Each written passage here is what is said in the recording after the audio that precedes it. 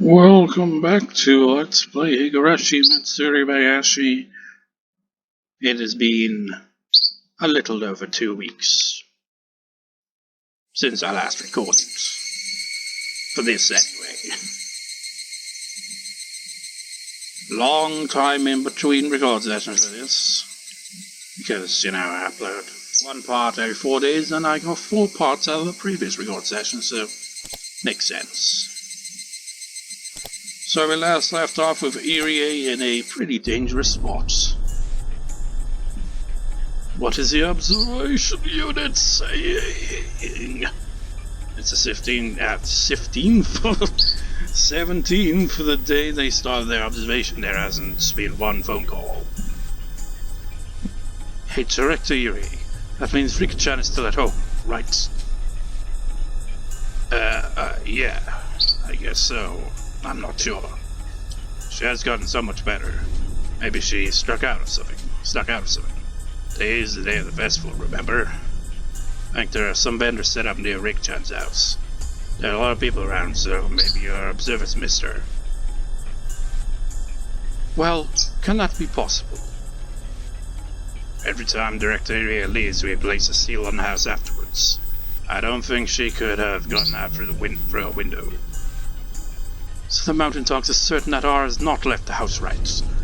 The more you think about it, the more flawed this plan is. But then again, I don't think it's really meant to be, like the ultimate plan. It's a diversion, really. Trick them long enough so that they can, Tomitake can get his contacts, get all the information and then be like, okay, we got these sons of bitches. Yes, we're certain. R is inside of the R residence, and she hasn't left the house since the 17th. We're sure about that.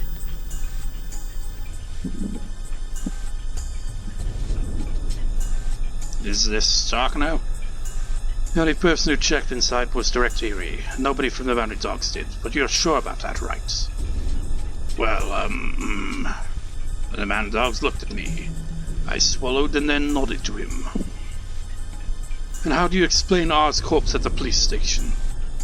Like I said, it's possible they made some kind of mistake. The autopsy isn't done yet, and the body hasn't been confirmed to be Rika. It could be just a rumor. You already said that. How many hours do you think have passed since that rumor's gotten to Tokyo? Unless we do something about this, Tokyo will. Takano-san realized that I was standing next to her and shut her mouth. I can already tell what she wanted to say, though. Major, that's a phone call for you from Nomura-sama in Tokyo. Damn it. I told her to give me a little more time. Takano-san usually has a lot of self-control, but she's not doing so well right now. Even her body language makes it clear how irritated she is. Does she have a habit of scratching herself? As she folded her arms, I could see marks where her nails touched her skin. She's clearly not doing well. I mean, shouldn't he surely see that as be like, hey, Takano, you've been, taking the shot thing, for Hinabizawa syndrome, keep it at bay and all, right? You're not succumbing to it yourself, are you? Takano-san is rather occupied right now. I'll take it. Nomura-san, right? I've never talked to her, have I? Sorry, this phone call is for the Major.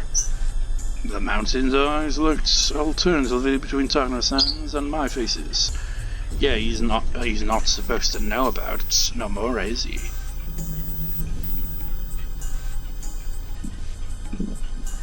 Director Irie, I have to take care of a few things. Could you please excuse yourself? Oh, sure. I understand. You're in charge of the institute. I shouldn't say anything, huh? Somebody take him to the director's office. Hurry! And shoot him! She's basically telling me to get out. I left the security room quietly. Close this top. I'm sorry to make you wait. I'm sorry to call you repeatedly. So did you find out anything else? I'm sorry. I've ordered my men to get to the bottom of this immediately. Some of them are headed to the police station and I'm just waiting to hear from them. I see. So you should be hearing from them soon, right? What time do you think you can call us? I'll call you as soon as I find out something. It's hard to say what time, though. As soon as possible, of course. Major, have you ever been on an airplane before? Yes, of course. When an airplane takes off, an enormous amount of power is needed. That's why sometimes there's engine trouble during takeoff. The plane hasn't sped up yet. All it has to do is to slow down and abandon the takeoff. But if it has already sped up, it's more dangerous to stop. So they go ahead and take to the air. A jet plane has 4 engines, so even if one engine breaks down, it can still fly without problems. It's the same with our operation. There's more than one engine. So if we have enough speed, we'll go ahead with our plan. We'll figure out what to do later. But we're still only preparing to take off. Do you understand what I mean? The first step of the operation was Tomitake's assassination. That hasn't even happened yet, so what Nomura was saying was correct. If you already knew the plane you were on had a broken engine before it took off, what would you do? You'd get off, right? It's the same thing for us. Our clients want to get off the plane because they found out there was engine trouble before takeoff. All this talk of, planes and stuff like that. Reminds me one time when I was on a plane. It's like, they're about to take off, and then, it just was like, okay, we're gonna, start moving along on the runway and take off. And then it just kind of, stopped, and some people came on. It's like, oh no. Paranoia sets in. Nothing happened, of course, in the end, but man, first thing I did was ask for buy some water. I was like, oh no, man, nervous about this now. If they were already at the point of no return, then a little mistake wouldn't matter that much. But since they're still before that point, they're overly cautious about even a tiny mistake. We'll check to see if it is in fact engine trouble as we speak. I know. You're like a traffic controller at a control tower. I'm like a flight attendant calming the passengers down. I'm doing my best to talk them into staying on board, even though there's a chance the plane will never take off. If it takes too long to fix the problem, this flight may be cancelled completely. Major Takano, that means your grandfather's work will be forever known as a madman's nonsense. Do you understand that? When one girl dies, all the villagers will go mad. That's just too silly. Where did you get such an idea? It sounds like some fantasy. What the hell? It's so stupid. Who in the world do Fumi and me or Takano think they are? It's just too funny. Takano ground her teeth. She squeezed the receiver so tightly her knuckles went white. Anyway, now do you understand what will happen? Do you get it? Your grandfather's honor depends on this, as does yours. Yes, thank you for thinking about us. Don't worry. I'm your only ally. I'll help you achieve the ending that makes you happy. I'll be with you until the very end. So please find out if the information coming from the Ultimate Police Department is true or false. I'll do my best, but it's not easy to deal with unhappy clients. I'm sorry to make you go through that. Please give me a little more time. Yes, goodbye. Takano made sure that Nomura hung up first and then hung up herself. Hasn't Okinoki called yet? Call him! Major, we just called 10 minutes ago. He's supposed to call us as soon as he knows something. Learn something. Why don't you take a little break? Your coffee is... You remember trying to serve a cup of coffee to Takano, but she knocked it aside. It dropped fell on the floor, making a black puddle. Everybody in the security room went silent. Damn it. Somebody bring him up to clean up this mess. I don't care if we called 10 minutes ago. Call him again. Time to find proof that Rika Furude isn't dead. And also capture Tomitake. Takano was starting to realize something. By now she could sense that there was something behind Tomitake's disappearance. Tomitake must know something about what's happening at the Ultimate Police Station. He might look dumb, but he somehow found out about the plan and he was trying to mess up with Takano. So Tomitake was clearly behind all of it. I mean, he is, but at the same time he's not. It's like two plans overlapping here. You know, Rika's friend and her friend's plan to fake her death. Well, Tomitake wasn't filled in on that, but he's the one trying to, get the bloodhounds or whatever, to be convinced to, come in and stop the mountain dogs in Takano. Takano had been intending to let him enjoy the festival that night if he behaved. I guess he behaves in all the other ones, because they, every other arc they've gone to the festival. Quickest way for Takano to be certain of what was happening would be to see Rika Freddy's face at her house. But she couldn't leave, and she couldn't trust Irie. And because there were too many people around for the festival, the mountain dogs had their hands full. If she would answer the phone, that'd do, but she wouldn't answer. That Midden house was empty. That Rika Freddy's death was real. What went wrong? Who deceived Takano? There was only one person. The only person who claimed that he saw her at the house. Irie was the most suspicious person around. Yeah, he's in a predicament now. Tomitake had left the hotel and was nowhere to be found. So maybe Rika had left her house and was hiding somewhere else. In other words, Irie betrayed her and was in contact with Tomitake. Start observing Director Irie. What? Are you saying that he's lying? Why would he do that, though? Tomitake must have noticed our plan. He left the hotel and told Rika to go somewhere safe. He's deceived us and we're being observed. Observing an empty house. That house can't be empty. There's definitely somebody in there. Do you have proof that it's her? It's not her. That person is there simply to deceive the mountain dogs, only to make it look like Rika's home. That's it. Tell Okanogi to bring out Rika into the R residence. I don't know who's in there, but whoever it is, they're connected to Tomitake and Rika. Put the heat on them. So she finally caught on. Even Okanogi was catching on that something wasn't right about the whole thing. But Takano, a little later to catching up on that, is finally like, shit, we've been tricked.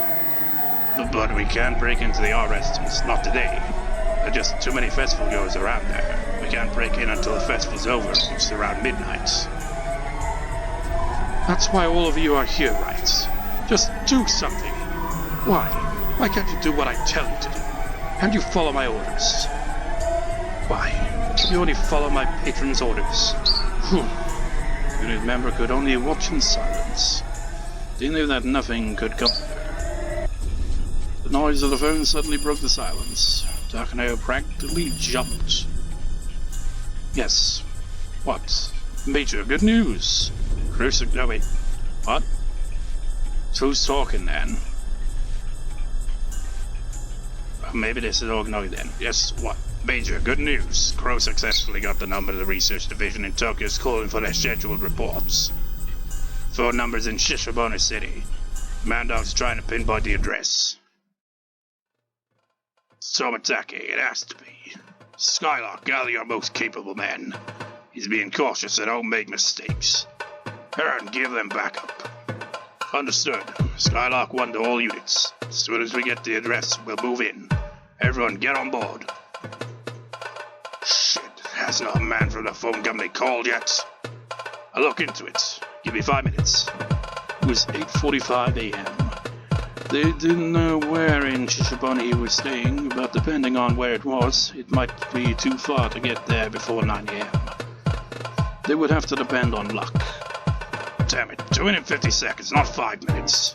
What else taking so long? Just punching the numbers into the computer. We got it. The address is Hirosaka Block 1 XX Hotel Moderato, whatever. It's running through the switch, so his room number is unknown. Yeah, that's Skylark. We've got it. We're heading out. Luckily, Hirosaka Block 1 was close enough. Okanogi had been right. Tomitake was hiding nearby. Garage doors of Okanogi Gardeners opened one after another, and the white van sped off in a hurry. That piece of shit. It's our turn now. He didn't even think there could be someone working against him in a research division. Now it's our turn for a surprise attack.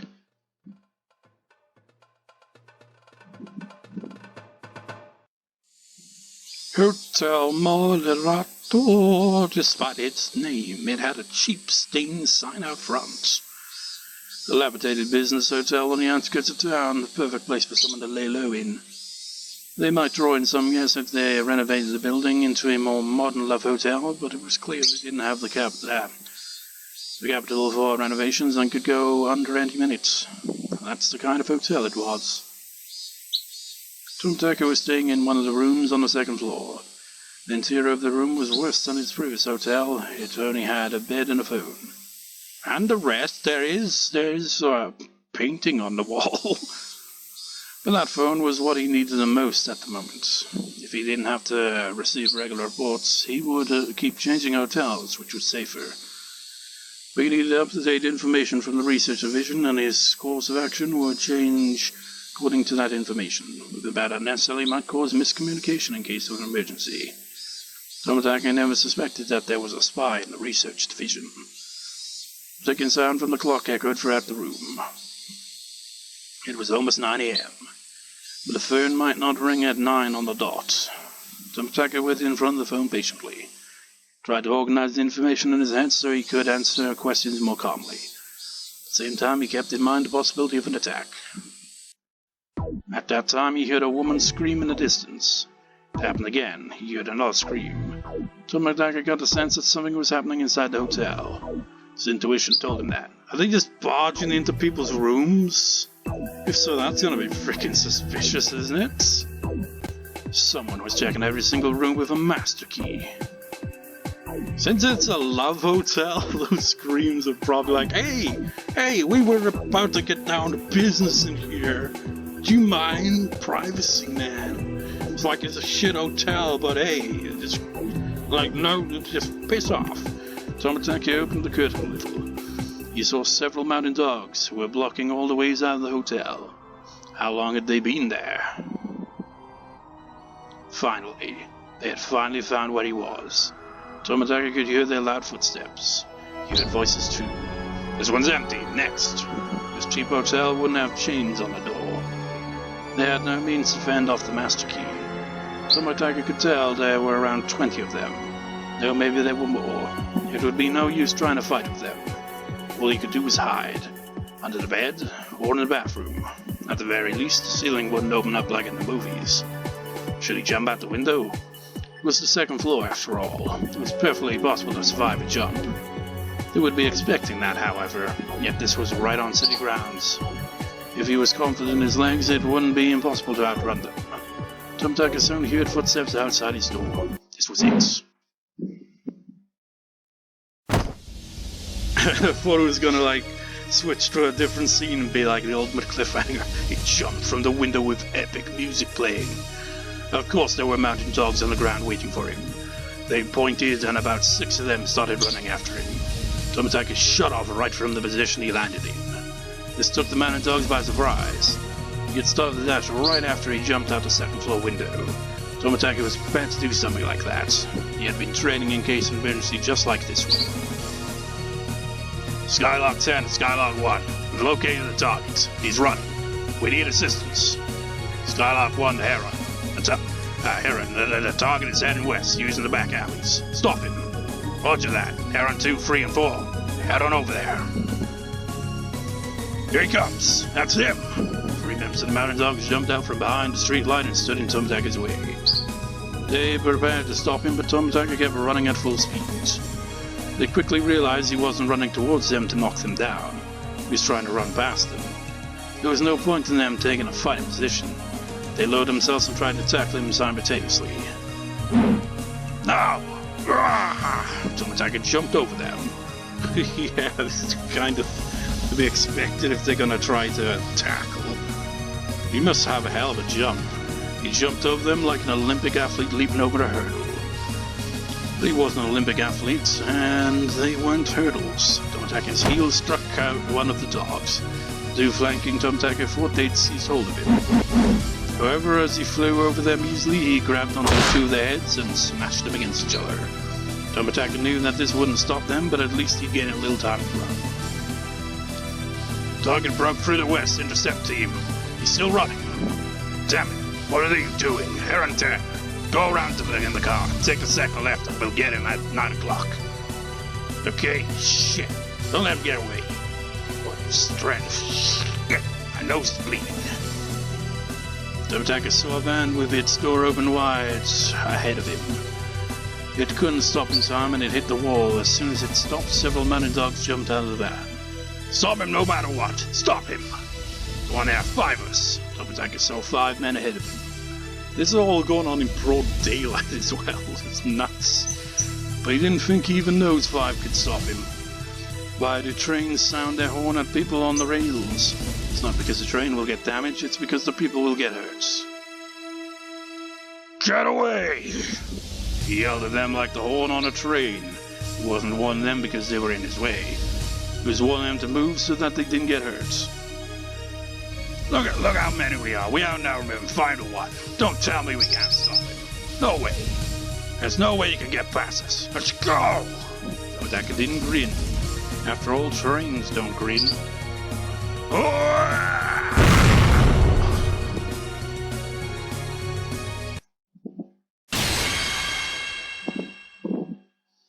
We captured Tomitake. What? Really? It didn't take that long. I want to ask him some questions. Don't kill him, okay? Bring him over here. We'll kill him afterwards, but I've already got a great way for him to go. The phone continued to ring inside of Tomitake's empty hotel room. So after all that, he gets caught. Bummer, man. Within 30 minutes, Tomitake was dragged through the back door to the Irie Institute wearing a gag and handcuffs. Tomitake didn't even move as though he was sedated. The van and dog members had carried him out of the van. Irie saw Tomitake from his window and came out of his office in a hurry. Takano was already there. What's going on here, Takano-san? The van and dog silently glared at Irie. He realized that he shouldn't have left his room. I didn't see Jiro-san for a while, so I became worried and had the mountain dogs look for him. It was a good thing I did, because look, he's gone terminal.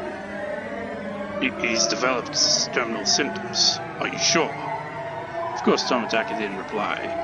Irie decided not to say any more. I see. That's very unfortunate. Let's give him some medication as soon as we can. Of course. I hope it's not too late. Irie already knew. The man and dogs had tracked him down. Irie wasn't sure if Tomitake was able to arrange something with Tokyo.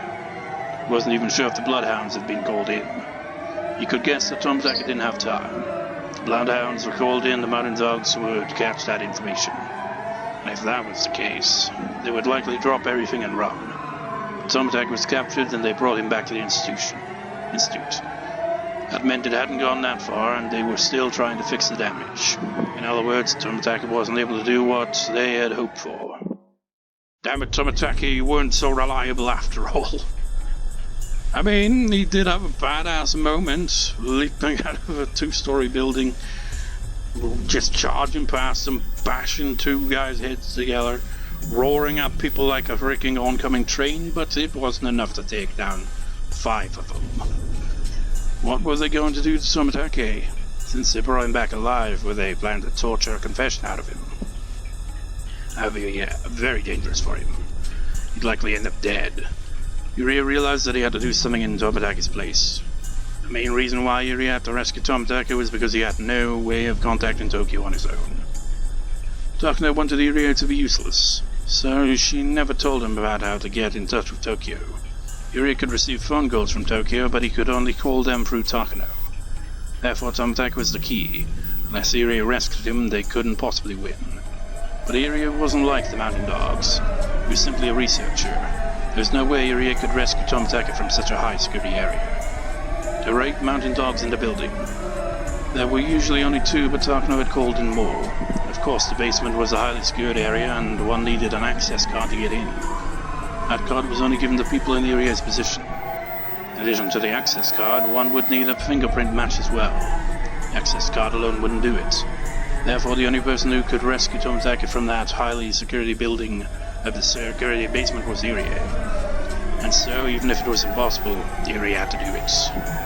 Irie bunched up his hands into fists and held them tight to encourage himself, but he only noticed that his fists were shaking. Understandably, he's in a dangerous spot.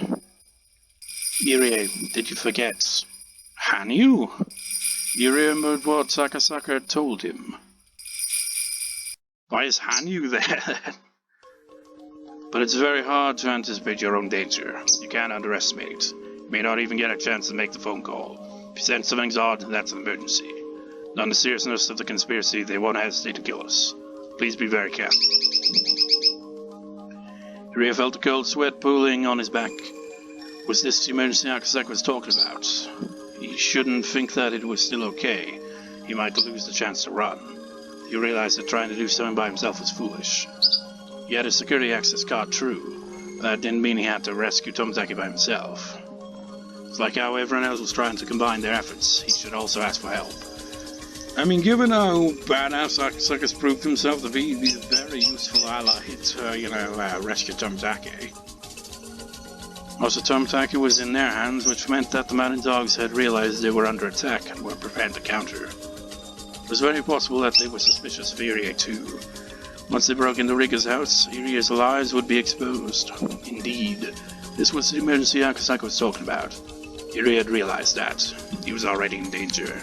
He needed to leave immediately. Sonozaki residence was the gathering spot in case of emergency. His allies were congregating at the Sonozaki residence. He should explain the situation to them and think about how to rescue Tomitake. Takano probably wouldn't kill Tomitake immediately. She was intending to kill him that night as the 5th year's curse, so there was still a little time left. He had allies, and with his security access card, there was still a chance to rescue him.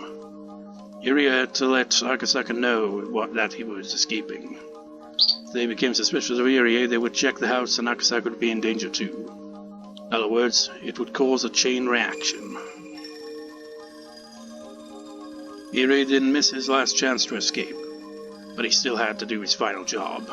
Irie picked up the phone at his desk, called Rika's home number and left. It would continue to ring like that, sounding the emergency signal. Irie thought back to when he wondered how long he was going to stay in the director's room. He never knew this day would come so suddenly. He noticed a framed picture of his parents on his desk. Irie had become a doctor so he could clear up the misunderstanding between his parents and regain his family's ties. But how did he get involved in something like this? No, he would return. He would return and continue to fight against Inamizawa syndrome. He vowed to himself that he would never abandon that responsibility. I'll be back, Mom and Dad. Irie said his final goodbye and left the director's office.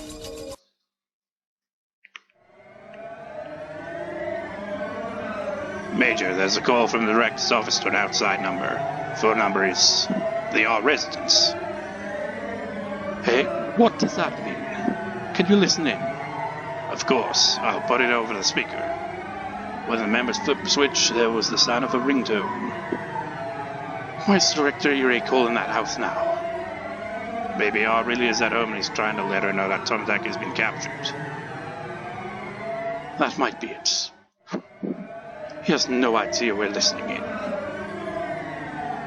What was Irie going to talk about? Takano waited patiently to eavesdrop in a conversation. And they're going to be so disappointed because there's no conversation to be had there. They don't know what the signal is. There was nothing but a ringtone. It had been over 30 seconds. There was no answer. Nobody was home. Director sure is patient. I guess he's sure that she's home. Major, we have the director on the security camera at the back door. The black and white quad display monitor showed Irie running out the back door. He's like, fuck this, I'm out. What's going on? Who's calling from the director's room? Takano became utterly confused, but the ringtone continued. It couldn't be. Takano finally realized what was going on. It's a trap. He knew we were listening in, so he made a fake call. Irie is a traitor. Catch him. Security room on the first floor. Stop Director Irie. Dog is heading to the staff parking lot for the back door.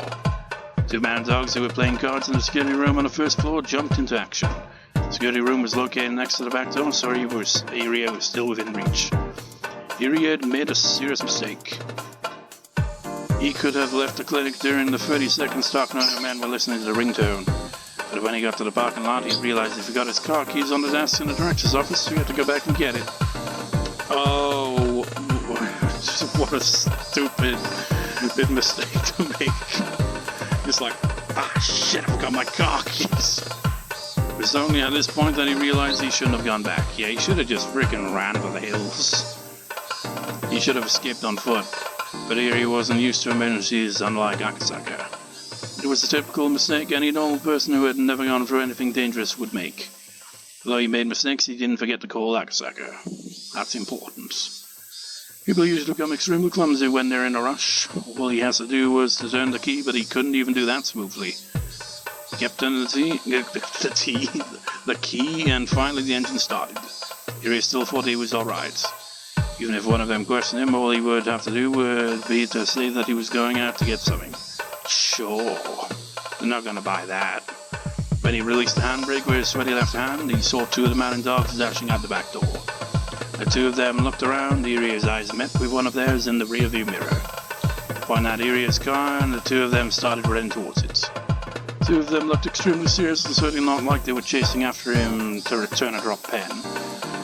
You know what? Can you imagine Irie reverses his car and I was like, whoops, sorry guys. It's like, that's a crime, Irie. Irie was up to his sweat, body sweat grew with sweat. But the two of them could jump on the car. Irie stomped on the gas pedal and the car took off after spinning its wheels. Of course, the dogs didn't give up. They got into their own car and started chase after Irie. Scurry to the base. The director's on the run in his car. You want us to force him to talk. So, Major. Just talk now. He's probably headed to the Fruity Shrine. There are too many people there, so it'll be impossible to catch him. Fine, don't worry about injuries. Don't let him go. Stop him by any means necessary. Roger that. We'll force him to stop. Send backup just in case. Over. Roger that. We'll send Nightingale as backup. But don't wait for them. Stop him right now. The mountain dogs had Irie's car in their view as it ran away at full speed. They have to find a perfect spot and timing to stop him. It's not easy to drive a car when you're in a rush. Of course, the more you step on the gas pedal, the more speed you gain. But when you're in a hurry, you can't control the steering wheel well enough to escape quickly. Irie could see his pursuers in his rearview mirror and was completely distracted by that. He was driving carelessly. His driving was so reckless that he could easily get into an accident on his own. As the fear was driving him into confusion, he made a wrong turn. And that mistake made him even more confused and panicked. Come on, Director, you're going to lose your license to drive like that. Although the two guys were ordered to stop him, they were starting to think Irie is going to get into an accident without them doing anything. Oh, was that one of them then? They'd rather not drag this into a car chase if they didn't have to. This is Phoenix 1. Security vehicle come in. Commander, security vehicle here. We're still chasing him. We're on the path through the forest near the 5th District. Not sure of the exact location. We're heading your way at your backup as per HQ's orders. Estimated time arrival is in 15 minutes. Don't wait for us. I don't think we'll be there in time. Okanagi grumbled. He had to leave Okami in a hurry to respond to Major Princess. But because of the distance, there was no way he could get there in time. Even so, he was still ordered to provide backup. He could have explained, but the princess wouldn't have listened to him anyway. Man and dogs who were with Okanagi smiled bitterly.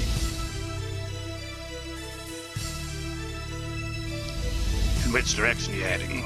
The worst case scenario, we'll end up leaving town. Don't let him. We'll climb the hills for him so he'll break his legs.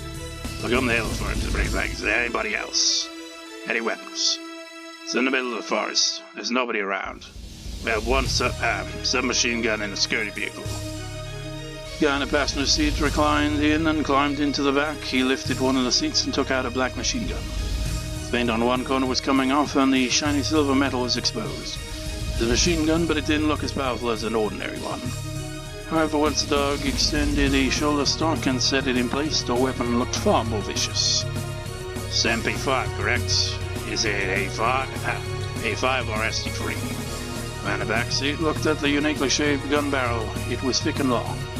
It's SD3, it has a silencer as well. Still allowed to fire.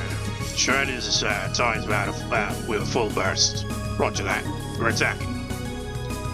The guy in the back seat opened up the driver's seat back window and leaned out the car. His sharp eyes aimed at one of the tires on Irie's vehicle. It was a straight road. Irie's car was weaving, but not enough to avoid a shot. Pursuers had his car in their sights. They were trying to get as close to Irie's car as possible, but they were afraid they might get caught up if it overturned. Soon decided that this was as close as they were going to get. Gotta fire on the count of 3. 3, 2, 1. Fire!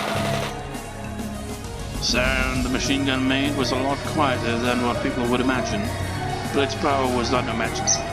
One of the tires on Irie's car was cut to shreds and collapsed in a puff of white smoke.